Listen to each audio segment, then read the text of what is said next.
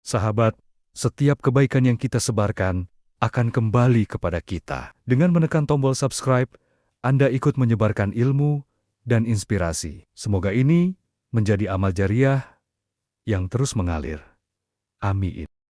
Malam itu, rembulan menggantung penuh di langit, sinarnya menyinari pekarangan rumah Suryo yang mulai rapuh dimakan usia.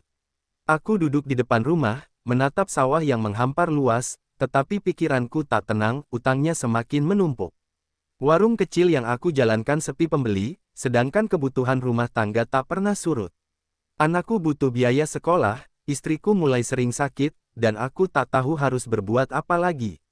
Berkali-kali aku mencoba memutar otak, mencari jalan keluar, tetapi rezeki terasa begitu pelit kepadaku. Dalam keheningan, pikiranku melayang pada satu-satunya solusi yang pernah kudengar dari orang-orang, pesugihan tuyul. Aku menelan ludah, hati bergetar, tetapi bisikan godaan itu semakin kuat dalam benakku. Tiba-tiba, suara langkah kaki terdengar dari kejauhan, membuatku tersentak dari lamunan. Dari kegelapan jalan desa, muncul seorang lelaki yang sudah lama tak kulihat, Ratri, sahabat lamaku yang dulu menghilang tanpa jejak. Tubuhnya lebih tegap dari terakhir kali aku melihatnya, wajahnya bersih tanpa beban, pakaiannya rapi, dan tatapannya penuh percaya diri. Sugeng Dalu, Suryo, sapanya dengan senyum tipis, seolah tahu isi kepalaku saat ini. Aku mengerutkan dahi, tak menyangka dia tiba-tiba muncul setelah bertahun-tahun tak ada kabar. Lama tak bertemu, ternyata kau masih di sini, lanjutnya, suaranya tenang namun menusuk. Aku mengangguk pelan, dadaku terasa sesak karena rasa iri tiba-tiba menyelinap, bagaimana bisa dia tampak begitu sukses, sementara aku terus berkutat dalam kesulitan. Kami duduk di tikar tua di teras rumah, bercakap-cakap tentang masa lalu yang sudah lama terkubur.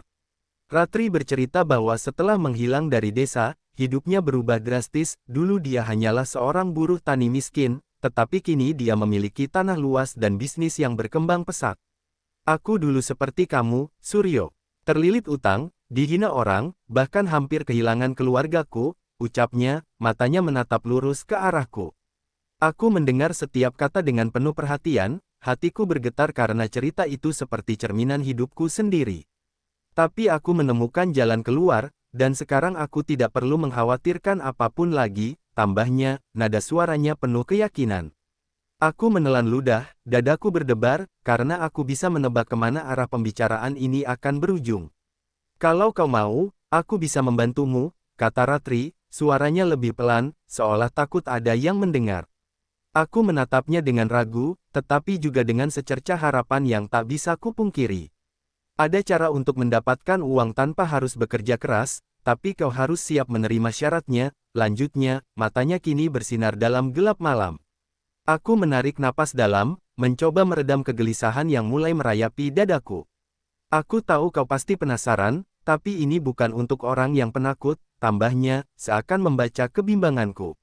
Aku menggenggam lututku erat, pikiranku berputar-putar antara keinginan dan ketakutan. Kau pasti sudah dengar tentang tuyul, kan? Bisiknya, dan saat itu juga, udara malam terasa lebih dingin dari sebelumnya. Aku terdiam, menelan ludah, dan merasakan bulu kuduku berdiri. Tuyul, kata itu begitu sering kudengar dalam bisik-bisik warga, legenda tentang makhluk kecil pencuri uang yang dikendalikan oleh majikannya. Kau tidak perlu percaya begitu saja, lanjut Ratri, kini ekspresinya lebih serius. Tapi lihat aku sekarang, Suryo. Aku tidak lagi miskin, keluargaku hidup nyaman, dan semua yang kuinginkan bisa kudapatkan. Aku menghembuskan napas berat, menyadari betapa mudahnya aku tergoda dengan janji-janji ini. Apa yang harus kulakukan? Tanyaku akhirnya, suara lirikku nyaris tenggelam dalam desir angin malam. Ratri tersenyum, bukan senyum biasa, ada sesuatu yang gelap dalam ekspresinya. Aku akan memperkenalkanmu pada seseorang, ucap Ratri, lalu mengeluarkan sebatang rokok dan menyalakannya dengan tenang.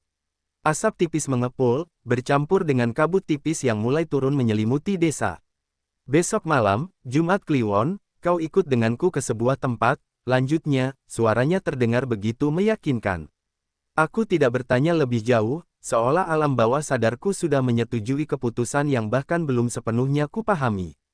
Kau harus menyiapkan mentalmu, karena sekali kau masuk, tidak ada jalan kembali, tambahnya dengan tatapan tajam. Aku mengangguk perlahan, merasa seperti seekor ikan yang telah masuk ke dalam jaring tanpa sadar. Di dalam hatiku, ada ketakutan yang menggigit, tetapi juga ada harapan yang menyala dalam gelap. Malam itu, setelah Ratri pergi, aku duduk diam di teras, menatap langit yang masih diterangi purnama. Angin berhembus pelan, membawa suara jangkrik yang seakan menyanyikan lagu perpisahan untuk hidupku yang dulu. Aku tahu, keputusan yang akan kuambil bukanlah sesuatu yang bisa diputar kembali. Namun, semakin aku memikirkan kemiskinan yang terus menghantuiku, semakin aku yakin bahwa aku harus melakukannya. Hanya untuk sementara, bisikku pada diri sendiri, mencoba meyakinkan bahwa aku bisa berhenti kapan saja. Tapi jauh di dalam hati, aku tahu itu bohong.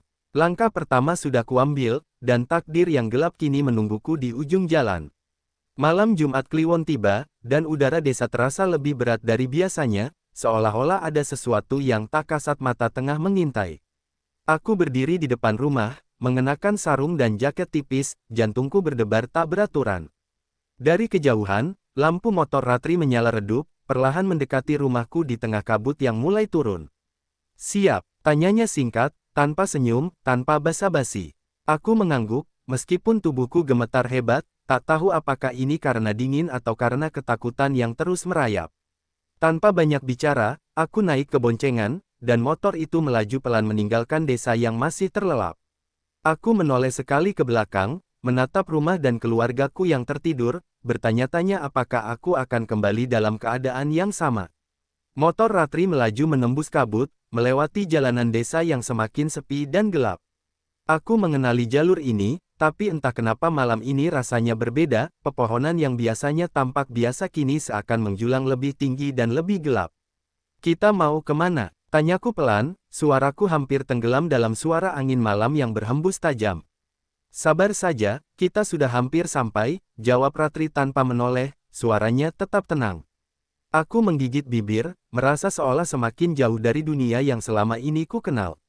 Jalanan berbatu yang kami lewati mulai terasa tak wajar, seperti lebih panjang dan tak berujung, membuat dadaku semakin sesak. Aku mulai bertanya dalam hati, apakah aku sudah melangkah terlalu jauh? Setelah hampir 1 jam perjalanan, motor berhenti di depan sebuah hutan kecil yang lebat dan sunyi.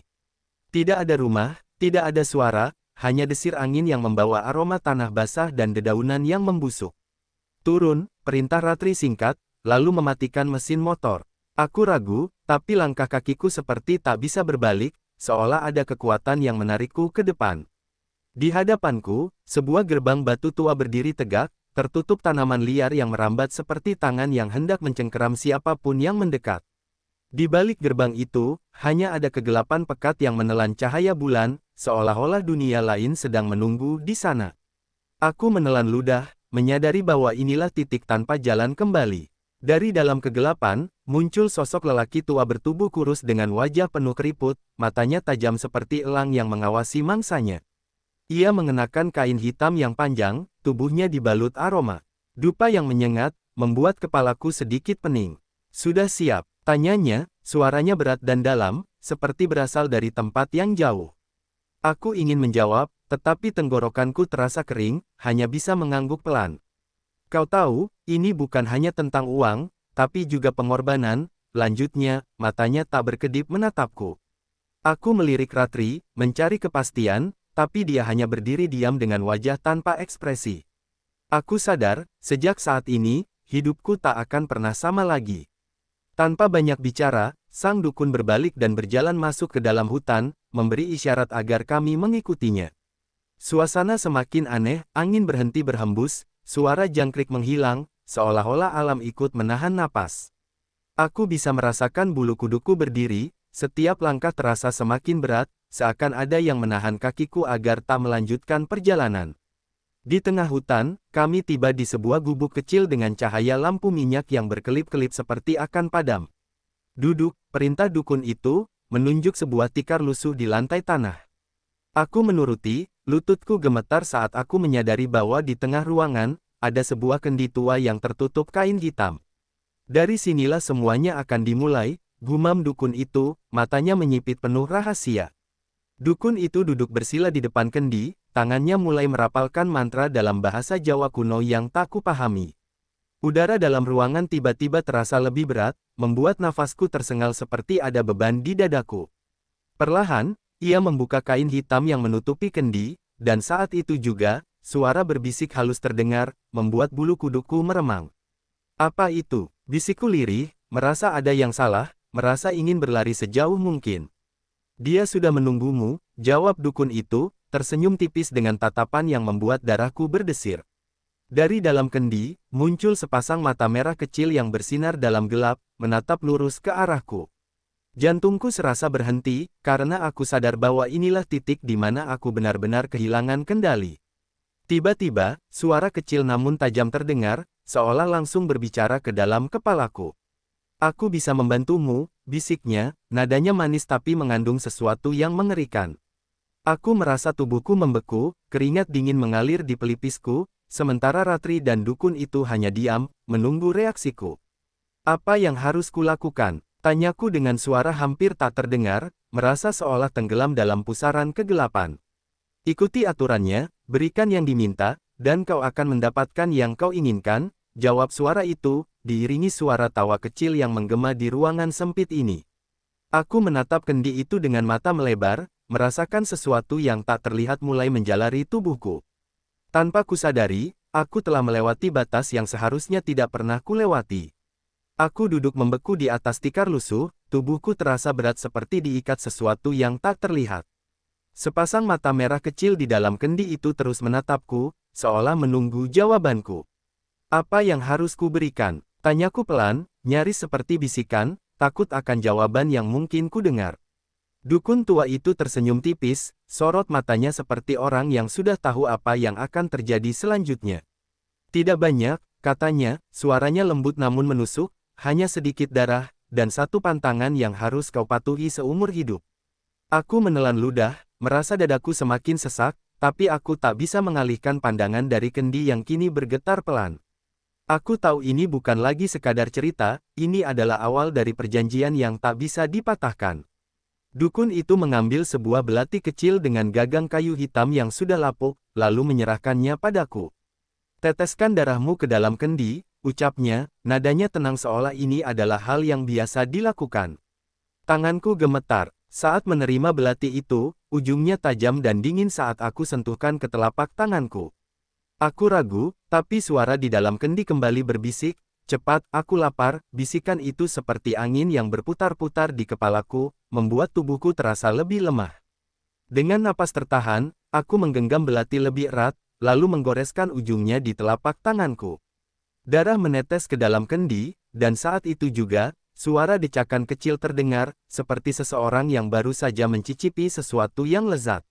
Suasana di dalam gubuk semakin berat, seperti ada sesuatu yang berubah di udara. Sekarang, dengarkan baik-baik, kata dukun itu, suaranya lebih serius daripada sebelumnya. Ada satu pantangan yang harus kau patuhi, atau semua ini akan berbalik menyiksamu.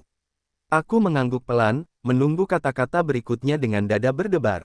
Kau tidak boleh menyentuh tuyul ini dengan tanganmu sendiri, apapun yang terjadi. Lanjutnya, matanya menatap tajam seolah ingin memastikan aku mengerti. Aku mengerutkan dahi, merasa ada yang aneh, tetapi sebelum aku sempat bertanya, kendi itu kembali bergetar dan suara itu berbisik lagi. Terima aku, dan aku akan membawakan emas untukmu. Dukun itu merapalkan mantra yang lebih panjang, dan perlahan, kabut tipis mulai keluar dari dalam kendi. Aku menahan napas saat melihat sesuatu merayap keluar, tubuh kecil, botak, dengan kulit pucat kebiruan yang mengilat di bawah cahaya lampu minyak. Matanya merah menyala, bibirnya tipis, dan tubuhnya tidak memiliki sehelai benang pun, hanya ada bayangan hitam yang mengelilinginya. Tuyul itu berdiri di depanku, kepalanya sedikit miring seperti sedang mengamatiku. Aku bisa merasakan hawa dingin yang aneh menyelimuti ruangan, membuat bulu kuduku berdiri tanpa bisa kukendalikan. Dia akan membantumu, kata dukun itu, tapi kau harus memperlakukannya dengan hormat, layaknya anakmu sendiri. Aku bergidik, menyadari bahwa sejak saat ini, makhluk ini akan menjadi bagian dari hidupku. Tuyul itu melangkah mendekat, tangannya kecil dan kurus, jari-jarinya panjang dengan kuku yang sedikit lebih hitam dari seharusnya. Tuan, bisiknya, suaranya melengking kecil seperti anak-anak yang belum fasih berbicara. Jantungku berdebar kencang, Otakku berteriak untuk lari, tapi tubuhku tetap terpaku di tempat. Sekarang, ucapkan sumpahmu, kata dukun itu, menatapku dengan penuh tuntutan. Aku menarik napas dalam-dalam, lalu mengulangi kata-kata yang dia ucapkan, sumpah untuk tidak mengkhianati perjanjian, sumpah untuk tidak menyentuh tuyul itu, dan sumpah untuk selalu memenuhi kebutuhan anak baruku ini. Saat kata terakhir keluar dari mulutku, angin dingin berhembus kencang, memadamkan lampu minyak, dan dalam gelap, aku mendengar suara tawa kecil yang menggema di seluruh ruangan. Ketika lampu minyak kembali menyala, tuyul itu sudah tidak lagi berdiri di depanku, ia telah menghilang entah kemana. Dia akan mulai bekerja malam ini, kata dukun itu, lalu menyerahkan kantong kecil berisi beberapa helai kain hitam padaku. Taburkan ini di depan rumah orang-orang kaya yang kau inginkan uangnya, lalu pulang dan jangan menoleh ke belakang. Aku meremas kantong itu, merasakan jantungku semakin berdebar kencang. Jika kau mengikuti aturan, besok pagi kau akan melihat hasilnya, lanjutnya, menatapku dengan senyum yang tak bisa kutafsirkan. Aku mengangguk, merasa bahwa aku baru saja melangkah lebih dalam ke dalam kegelapan yang tak bisa kuhindari lagi. Di dalam kepalaku, hanya ada satu pertanyaan, apakah aku benar-benar siap menerima konsekuensi dari semua ini? Aku meninggalkan gubuk itu dengan langkah berat, mengikuti Ratri kembali ke motor yang diparkir di dekat gerbang batu. Perjalananku kembali ke desa terasa lebih singkat, tapi ada sesuatu yang berbeda, jalan yang tadi terasa panjang dan menyeramkan kini terasa sunyi dan kosong. Sesampainya di depan rumah, aku berdiri diam beberapa saat, memandangi pintu kayu tua yang telah menjadi saksi kesengsaraanku selama ini. Aku membuka kantong kecil dari dukun itu, menatap isi di dalamnya dengan perasaan yang campur aduk. Dalam hati, aku tahu bahwa aku telah mengikat diriku dengan sesuatu yang tidak terlihat, sesuatu yang akan mengubah hidupku selamanya. Dengan tangan gemetar, aku menaburkan kain hitam itu di depan rumah seorang pedagang kaya di desa, lalu berbalik tanpa menoleh ke belakang. Pagi itu, aku terbangun lebih awal dari biasanya, rasa gelisah masih menggantung di dadaku. Matahari belum sepenuhnya terbit, dan suasana desa masih diliputi kabut tipis yang mengambang di atas tanah. Aku menatap tangan kananku, bekas goresan belati semalam masih terasa perih, seolah mengingatkanku bahwa semua yang terjadi bukan mimpi. Perutku terasa mual, pikiranku penuh dengan pertanyaan, apakah perjanjian itu benar-benar berhasil? Dengan langkah ragu, aku berjalan ke depan rumah, memandangi tanah tempat aku menaburkan kain hitam semalam. Saat itu juga, mataku membelalak, jantungku berdegup lebih kencang dari sebelumnya. Di sana, tepat di atas tanah yang basah, tergeletak sekantong uang koin emas yang tampak kusam namun nyata di depan mataku. Tanganku gemetar saat meraih kantong itu, merasakan beratnya koin-koin yang berada di dalamnya. Ini bukan sekadar imajinasi, bukan ilusi yang diciptakan oleh pikiranku sendiri, ini adalah emas sungguhan.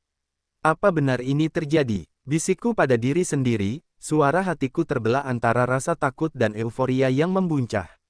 Dengan cepat aku menutup kantong itu dan membawanya masuk ke dalam rumah, memastikan tak ada seorang pun yang melihatku. Duduk di lantai, aku membuka tali pengikatnya dan menumpahkan koin-koin itu ke atas tikar. Cahaya pagi memantul di permukaan logam kuning itu, mengukuhkan kenyataan bahwa aku kini memegang sesuatu yang selama ini hanya ada dalam impian. Beberapa jam kemudian, Ratri datang ke rumah, ekspresinya datar seperti biasa, tetapi matanya berbinar saat melihat kantong yang tergeletak di depanku. Sudah bekerja rupanya, katanya santai, duduk di kursi bambu dengan tangan terlipat di dada. Aku mengangguk, masih terlalu syok untuk berkata-kata, sementara pikiranku berusaha mencerna semua yang terjadi. Ini baru permulaan, lanjutnya, sambil menyalakan sebatang rokok dan menghembuskan asap ke udara. Aku menatapnya tajam, masih tidak mengerti bagaimana ia bisa begitu tenang dengan semua ini. Apa kau juga pernah melakukannya? Tanyaku pelan, mencoba mencari tahu lebih dalam. Ratri hanya tersenyum samar, lalu berkata, ada hal-hal yang lebih baik tidak kau ketahui. Seharian penuh aku tak bisa berhenti menatap koin-koin emas itu, membayangkan apa yang bisa kulakukan dengan kekayaan ini.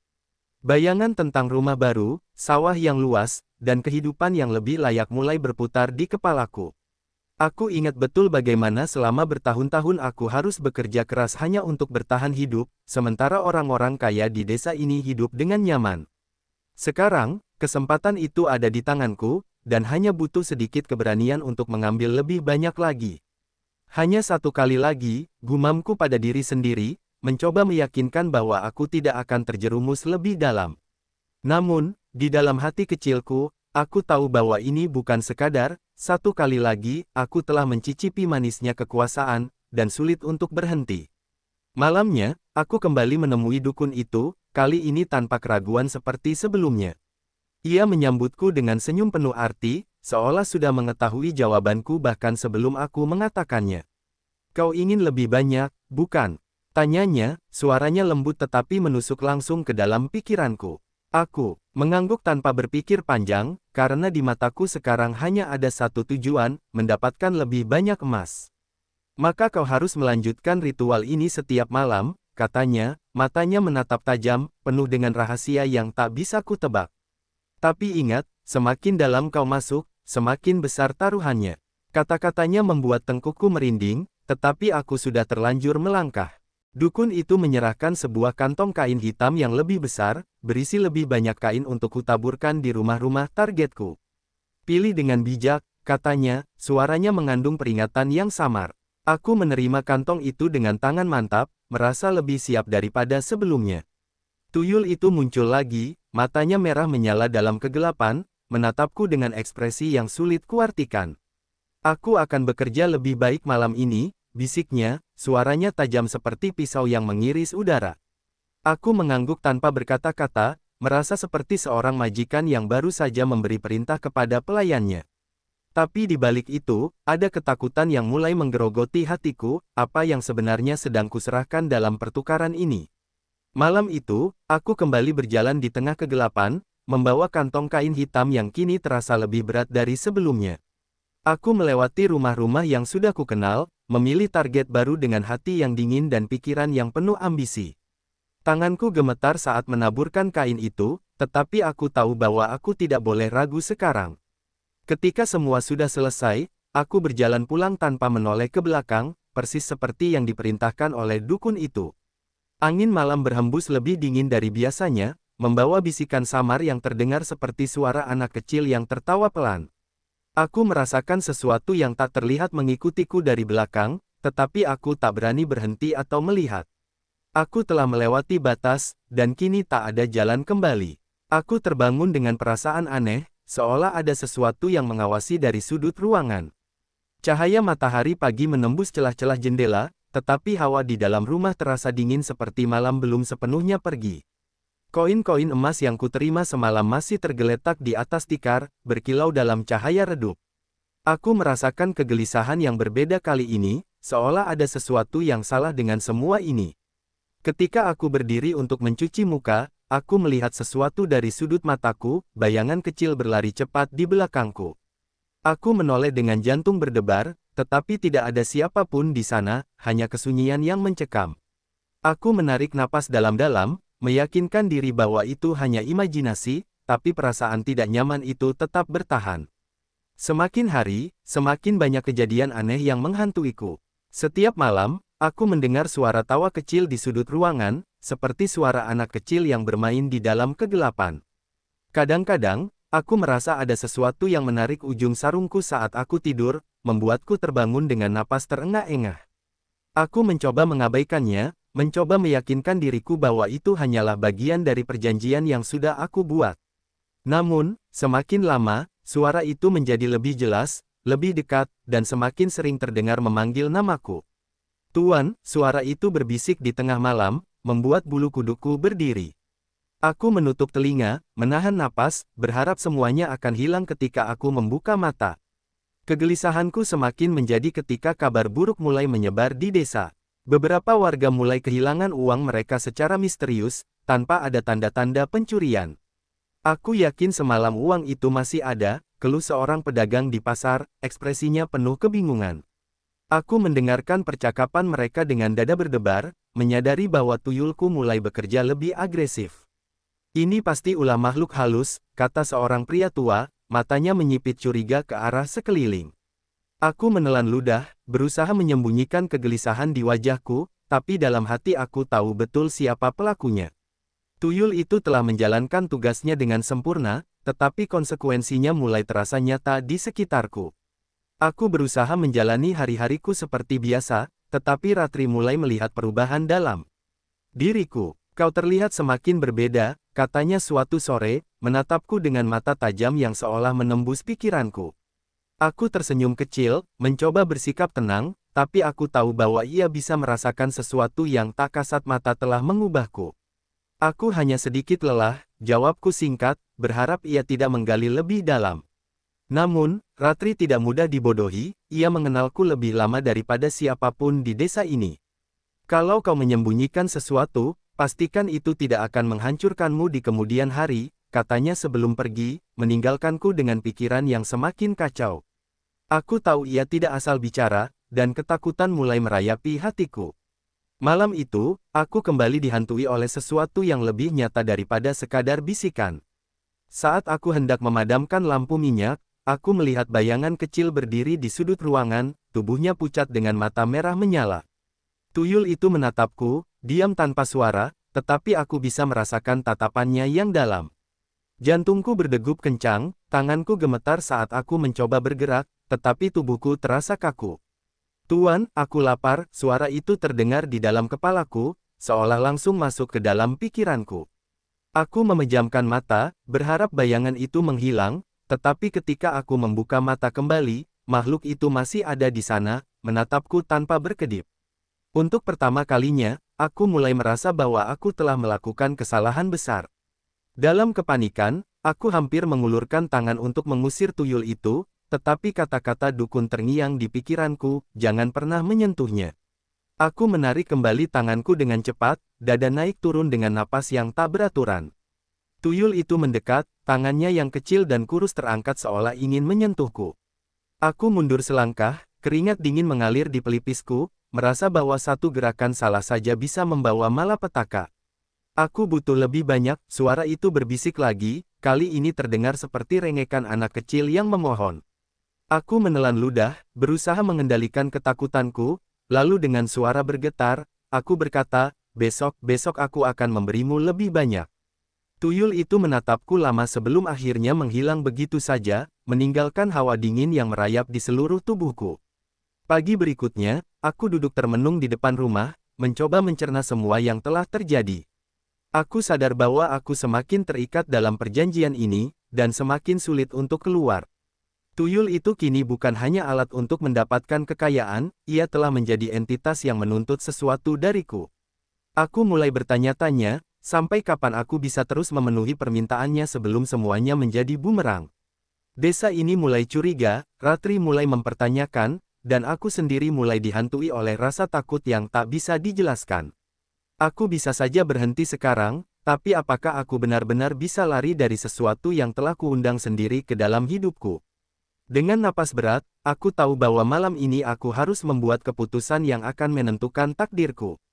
Sejak pertemuan terakhir dengan tuyul itu, aku tak pernah benar-benar bisa tidur dengan tenang.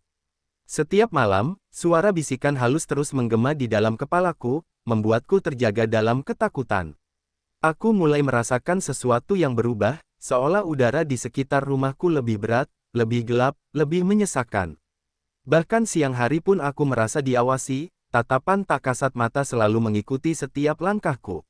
Orang-orang desa semakin banyak yang kehilangan uang, dan kehebohan mulai merebak, membuat suasana semakin tegang. Ini bukan pencuri biasa, pasti ada makhluk halus yang bekerja, kata salah satu warga di warung kopi, suaranya terdengar gusar. Aku hanya bisa menunduk, menahan keringat dingin yang mengalir di tengkukku.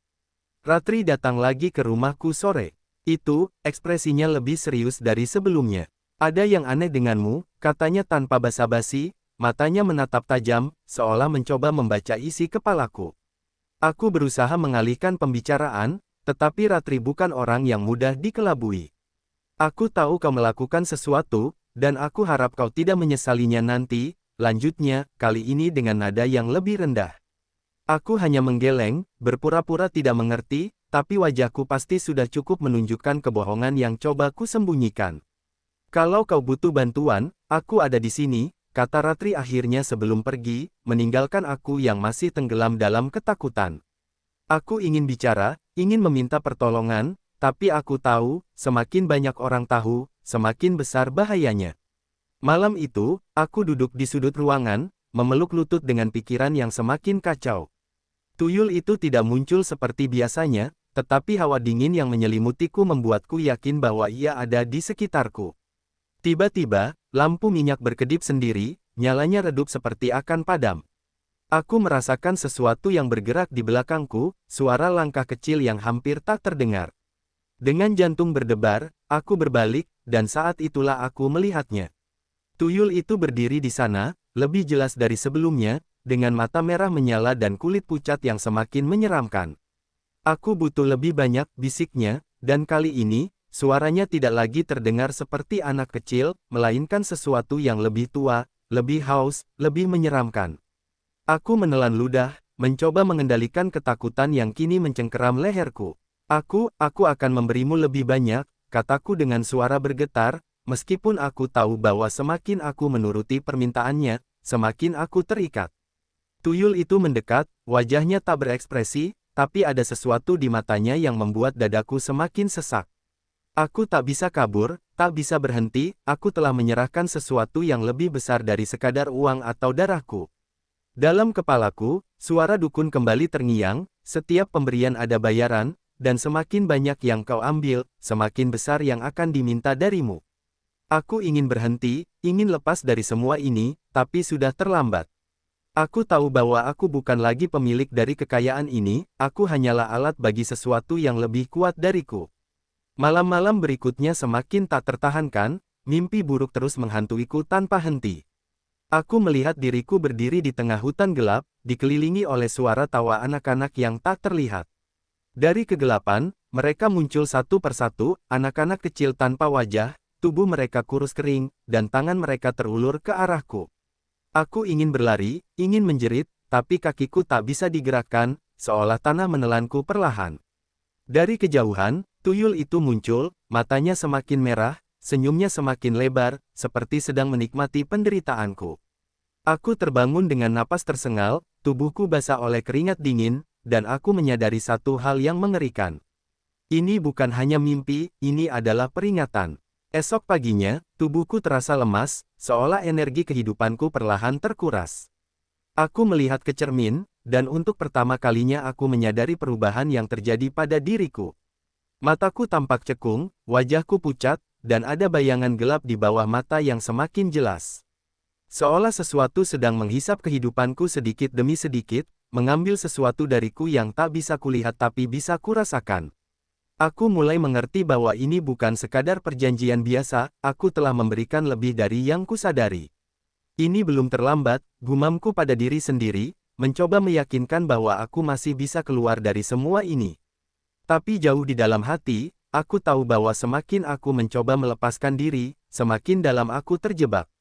Saat aku melangkah keluar rumah, desa terasa lebih sunyi dari biasanya, seolah ada sesuatu yang mengawasi dari balik bayang-bayang.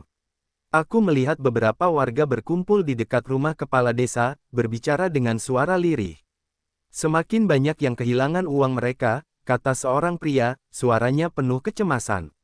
Aku menelan ludah, mengetahui bahwa mereka tidak akan tinggal diam selamanya, cepat atau lambat, mereka akan mencari pelakunya. Aku ingin percaya bahwa aku masih bisa mengendalikan semuanya, tetapi aku sadar bahwa ini bukan lagi dalam kendaliku. Aku merasa seperti berjalan di atas tali tipis, di mana satu langkah salah bisa membuatku jatuh ke jurang yang tak berdasar. Aku telah memilih jalan ini, dan kini, jalan keluar semakin sulit ditemukan. Pagi itu, suara gaduh terdengar dari balai desa, membuatku terbangun dengan jantung berdegup kencang. Orang-orang berkumpul, berbicara dengan suara tinggi, wajah mereka penuh amarah dan ketakutan. Semakin banyak uang yang hilang. Ini bukan lagi pencurian biasa, teriak Pak Surya, kepala desa, dengan ekspresi tegang. Aku berdiri di kejauhan, mencoba mendengarkan tanpa terlihat mencurigakan, tapi tubuhku terasa panas seolah-olah mereka sedang membicarakanku. Pasti ada yang memelihara makhluk halus di desa ini. Lanjut seorang warga, suaranya gemetar di antara ketakutan dan kemarahan. Aku menelan ludah, menyadari bahwa situasi semakin memanas dan waktu untukku semakin menipis. Jika mereka mulai mencari siapa yang tiba-tiba kaya, maka aku bisa saja menjadi sasaran pertama. Siang itu, Ratri datang ke rumahku tanpa diundang, matanya menatapku tajam penuh selidik. Aku sudah melihat perubahanmu sejak beberapa bulan terakhir, katanya, nada suaranya lebih dingin dari biasanya. Aku mencoba tersenyum dan berpura-pura tidak mengerti, tapi ia tidak mudah dibohongi. Kau dulu sering mengeluh soal uang, tapi sekarang hidupmu lebih baik tanpa alasan yang jelas, lanjutnya, mendekat dengan sorot mata yang semakin menekan. Aku ingin menyangkal, ingin mengatakan bahwa semuanya hanya kebetulan, tapi suaraku tercekat di tenggorokan. Katakan padaku yang sebenarnya, atau aku yang akan mencari tahu sendiri, ancamnya, membuat tubuhku semakin tegang. Aku tahu jika Ratri tahu lebih banyak, dia juga bisa dalam bahaya, tapi aku juga tahu bahwa aku tak bisa menyembunyikan ini selamanya. Malam itu, aku mendengar suara gaduh dari rumah Pak Darman, salah satu warga yang kehilangan uangnya. Aku mengintip dari balik jendela dan melihat banyak orang berkumpul, ekspresi mereka dipenuhi ketakutan dan kemarahan. Aku melihat sesuatu tadi malam. Bayangan kecil berlari di halaman rumahku. Seru Pak Darman dengan suara bergetar. Suasana semakin panas, dan orang-orang mulai berbisik tentang tuyul, tentang siapa yang mungkin memeliharanya. Aku menggigit bibir, menyadari bahwa tuyulku semakin ceroboh dan meninggalkan jejak yang bisa ditemukan warga.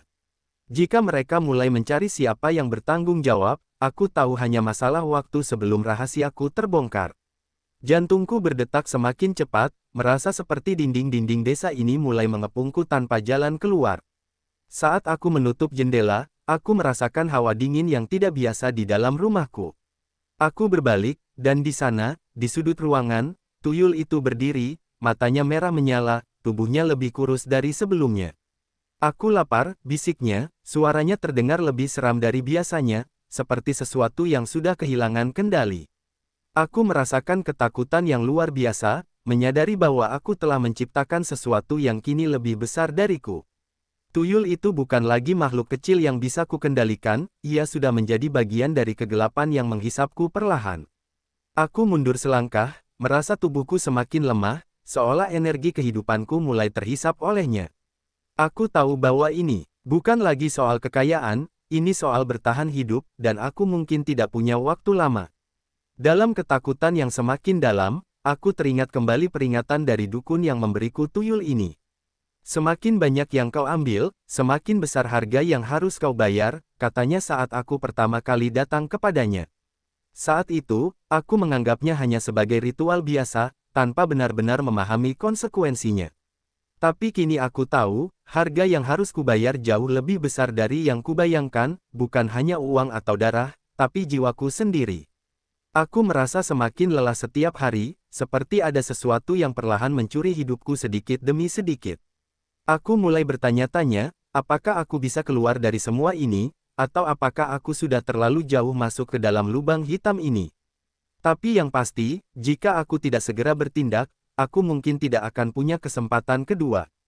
Aku mulai berpikir untuk meninggalkan desa, lari sejauh mungkin sebelum orang-orang menemukan kebenaran.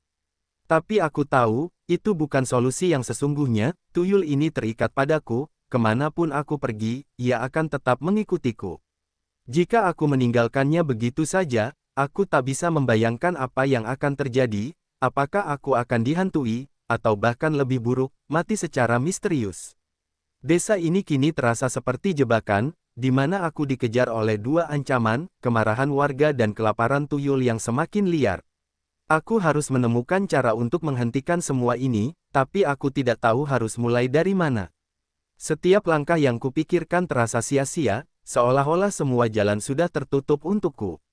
Dan di dalam kegelapan, aku mulai menyadari bahwa mungkin satu-satunya cara untuk keluar adalah dengan menghadapi ketakutanku sendiri. Malam itu, aku duduk di depan rumah, menatap bulan yang tertutup kabut gelap. Aku tahu bahwa aku tidak bisa terus seperti ini, bahwa aku harus membuat pilihan yang akan menentukan hidup dan matiku. Aku bisa terus bersembunyi, berharap tidak ada yang menemukanku, tapi aku tahu itu hanya akan memperburuk segalanya. Atau aku bisa menghadapi kenyataan, mencari cara untuk menghancurkan perjanjian ini sebelum semuanya terlambat. Tapi bagaimana caranya? Apakah aku harus kembali ke dukun itu, memohon bantuannya, meskipun aku tahu akan ada harga lain yang harus kubayar. Atau apakah aku harus melakukan sesuatu yang lebih berbahaya, melawan tuyul itu sendiri, meskipun aku tahu nyawaku mungkin taruhannya. Malam ini, aku harus mengambil keputusan, karena jika aku tidak melakukannya, mungkin aku tidak akan hidup cukup lama untuk menyesalinya. Aku berdiri di ambang pintu rumah, menatap kegelapan malam yang terasa semakin pekat. Angin berembus dingin, membawa suara-suara sumbang yang berbisik di telingaku, seolah mengingatkanku bahwa aku tak bisa lari lagi. Jika aku tidak melakukan sesuatu malam ini, aku tahu hidupku akan berakhir dengan cara yang mengerikan. Aku harus kembali ke dukun yang memberiku tuyul ini, mencari cara untuk mengakhiri perjanjian terkutuk ini. Tapi aku juga tahu, setiap kesepakatan memiliki harga, dan kali ini aku mungkin harus membayar lebih dari yang aku bayangkan. Napasku berat saat aku melangkah keluar, meninggalkan rumah yang selama ini menjadi tempatku berlindung. Di balik bayangan, aku bisa merasakan sesuatu mengikutiku, menatapku dari kegelapan dengan mata merah menyala. Perjalanan ke rumah dukun terasa lebih panjang dari sebelumnya, setiap langkah terasa seperti mendekati jurang kematian. Aku tiba di gubuk reyot itu, tempat yang dulu memberiku harapan, tapi kini terasa seperti gerbang ke neraka. Dukun tua itu sudah menungguku, duduk di depan perapian dengan tatapan kosong seolah tahu bahwa aku akan datang. Aku ingin mengakhiri ini, kataku dengan suara gemetar, sementara tubuhku terasa semakin dingin. Ia hanya tertawa pelan, suara parau yang membuat bulu kuduku berdiri, lalu menatapku dengan mata hitam pekatnya. Kau ingin membebaskan diri. Tapi kau tahu, sesuatu yang sudah diberi tidak bisa diambil kembali tanpa pengorbanan, katanya. Aku menelan ludah, menyadari bahwa kata-katanya bukan sekadar ancaman, aku benar-benar harus membayar sesuatu untuk ini. Dukun itu mulai menyiapkan ritual, menggambar simbol aneh di tanah dengan darah ayam hitam. Asap dupa memenuhi udara, bercampur dengan bau anyir yang menusuk hidung, membuat kepalaku pusing. Tuyul itu tidak akan pergi begitu saja, katanya sambil melempar segenggam kemenyan ke dalam api. Api itu menyala lebih besar, bayangan di dalam gubuk mulai bergerak sendiri, seolah ada sesuatu yang hidup di dalamnya. Aku bisa merasakan keberadaan tuyulku, tubuhnya bergetar marah, matanya menatapku dengan tatapan penuh pengkhianatan. Ia ingin terus bersamamu, karena kau telah memberinya hidup, lanjut sang dukun. Aku merasakan ketakutan yang luar biasa, menyadari bahwa aku mungkin tidak akan bisa keluar dari ini hidup-hidup. Tiba-tiba, tuyul itu berlari ke arahku, mencakar lenganku dengan kuku kecilnya yang tajam. Aku menjerit kesakitan, darah mengalir dari luka yang ia buat, sementara tubuhku terasa semakin lemah. Ia mulai mengambil kembali apa yang telah ia berikan padamu, kata dukun itu dengan nada datar, seolah ini hanya bagian dari proses. Aku berusaha menarik napas, tapi udara di sekitarku terasa semakin berat, seolah energi kehidupanku sedang dihisap perlahan. Mataku mulai berkunang-kunang, dan di antara kepulan asap, aku melihat bayangan besar yang muncul di belakang tuyulku. Itu bukan lagi makhluk kecil yang dulu kutemui, tapi sosok mengerikan dengan tubuh kurus kering dan wajah yang semakin menyerupai diriku sendiri. Aku mulai menyadari sesuatu yang mengerikan, tuyul ini bukan sekadar makhluk pesugihan, tapi cerminan dari diriku sendiri yang semakin gelap. Dukun itu mengambil pisau kecil yang berkarat, lalu meletakkannya di depan kakiku. Hanya ada satu cara untuk mengakhiri ini, katanya, suaranya dingin tanpa emosi. Aku menatap pisau itu dengan tangan gemetar, menyadari apa yang harus kulakukan untuk menghentikan semua ini. Darahmu adalah harga yang harus kau bayar, lanjutnya, matanya tak berkedip sedikit pun. Aku tahu, jika aku tidak melakukan ini, tuyul itu akan terus mengambil bagian dari diriku sedikit demi sedikit, sampai aku tak lagi menjadi diriku sendiri. Dengan napas berat, aku menggenggam pisau itu, merasakan dinginnya besi yang hampir menyatu dengan kulitku. Lalu, dengan satu tarikan napas panjang, aku menggoreskan bilahnya di telapak tanganku, membiarkan darahku menetes ke tanah sebagai tanda perpisahan. Tiba-tiba, angin kencang bertiup ke dalam gubuk, meniup api ritual hingga berkobar liar. Tuyul itu berteriak dengan suara melengking, tubuhnya menggeliat kesakitan saat asap hitam mulai keluar dari dirinya. Aku jatuh berlutut, tubuhku terasa sangat lemas, seolah separuh nyawaku telah ikut terserap ke dalam ritual ini. Sang dukun hanya berdiri diam, memperhatikan bagaimana makhluk itu perlahan-lahan menghilang, meninggalkan suara jeritan terakhir yang menggema di seluruh hutan. Setelah beberapa saat, keheningan yang menyeramkan menyelimuti tempat itu, dan aku tahu, tuyul itu telah pergi. Tapi tubuhku masih bergetar, darah terus menetes dari tanganku, dan aku tak tahu apakah aku masih bisa bertahan lebih lama. Aku sudah bebas, tapi pertanyaannya, apakah aku masih bisa kembali menjadi manusia yang sama seperti sebelumnya? Aku berjalan terlatih-tatih kembali ke desa, tubuhku masih lemah dan pikiranku dipenuhi ketakutan yang belum hilang. Rumah-rumah terlihat sepi, seolah desa ini baru saja melewati bencana yang tak terlihat. Aku membuka pintu rumahku dan mendapati Ratri menungguku, matanya merah dan wajahnya penuh kecemasan. "Kemana saja kau? Aku mencarimu sepanjang malam," katanya, suaranya bergetar. Aku hanya tersenyum lemah, menyadari bahwa aku telah melewati sesuatu yang mungkin tak akan pernah bisa kuceritakan padanya. Aku sudah kehilangan sesuatu dalam hidupku, bukan hanya tuyul itu, tapi juga bagian dari jiwaku yang telah tersentuh kegelapan. Kini aku bebas, tapi aku tahu, aku tidak akan pernah menjadi orang yang sama lagi.